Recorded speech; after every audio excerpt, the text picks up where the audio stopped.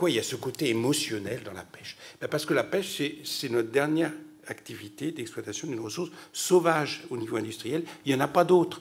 Et pourquoi? Parce qu'on est des homo sapiens, on est des chasseurs-cueilleurs, on était des chasseurs-cueilleurs, et ces chasseurs-cueilleurs, ils dépendaient quoi? D'une ressource sauvage. Donc, quand vous voyez un gros poisson dans la mer, vous avez envie de le prendre et de le manger, parce que, quelque part là, ça vous dit quelque chose. Et puis, nos ancêtres, ils en avaient besoin. Est-ce qu'on doit détruire ces écosystèmes-là?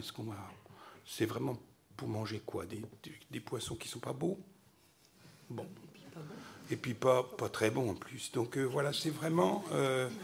et voilà, ce serait comme manger du panda ou du tigre ou du léopard. Ça, on ne le fait plus. Alors, c'est la même chose, je veux dire, aller manger des poissons qui ont des durées de vie de 100 ans, 150 ans. C'est ridicule. Ridicule.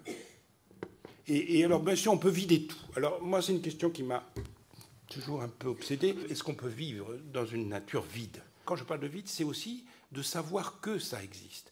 De savoir, moi, ça me réconforte de savoir qu'au fond des océans, il y a de la vie, qu'il y a des rhinocéros, qu'il y a des sur Terre, qu'il y a des léopards, qu'il y a toutes sortes d'animaux et que je peux aller un jour peut-être les voir, etc.